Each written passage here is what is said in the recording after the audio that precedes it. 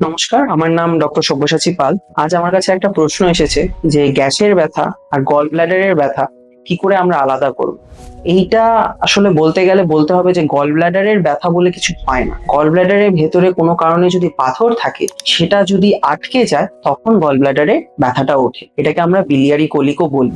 এক্ষেত্রে এই গল ব্ল্যাডারের ব্যথা অনেকের কাছে শুধু পেটের ওপরে বা পেটের মাঝখানে এবং ডান দিকে বা শুধু ডান দিকে ব্যথার সাথেও যেরকম হয়, তেমনি অনেকের ব্যথা ট্যাথা কিছু না হয়, শুধু বমি বমি ভাব বা বমি বা সামান্য খিদে না পাওয়া, পেট ভার হয়ে থাকা, এইরকম ভাবেও আসে। আর গ্যাসের ব্যথা বলে যে জিনিসটা বাঙালি বোঝে, সেই জিনিসটা হচ্ছে GERD বা গ্যাস্ট্রোইসোফেজিয়াল রিফ্লাক্স ডিজিজ।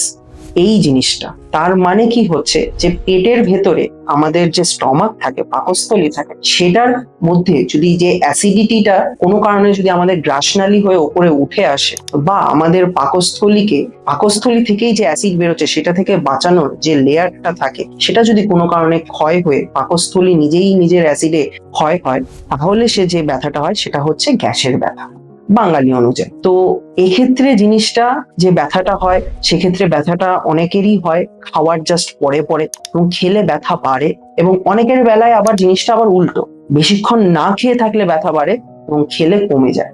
জিনিসটা অ্যাকচুয়ালি হয় দু জায়গায় ক্ষত হওয়ার ফলে। সত্যি কথা বলতে অনেক সময় আমরা ডাক্তার হিসেবেও এই দুটো ব্যথার মধ্যে আমরা আলাদা করতে পারি না। তবে হ্যাঁ, গল ব্লাডারের ব্যথা ব্যথা যদি ওঠে, যে ওপরে বা ডান দিক করে ব্যথা উঠছে, তার সাথে আমরা অনেক সময় আরো কিছু কিছু লক্ষণ পাই, যে জন্ডিস হচ্ছে, চোখ হলদে হয়ে যাচ্ছে, পেশাব হলদে হয়ে যাচ্ছে, বা জ্বর আসছে, বা বিভৎস বমি হচ্ছে। এগুলো আমাদের কাছে লক্ষণ যে এটা গল ব্লাডারের ব্যথা হতে পারে, কিন্তু সবসময় এটা বোঝাটা অসুবিধাজনক আমাদের পক্ষে। তো সেক্ষেত্রে আমাদের কাছে কিছু উপায় থাকে, কিছু ইমেজিং প্রসিডিওরস থাকে, যেগুলো আমাদেরকে বেশিরভাগ সময় করতে হয়। যেমন সহজ কথায় বললে আলট্রাসোনোগ্রাফি।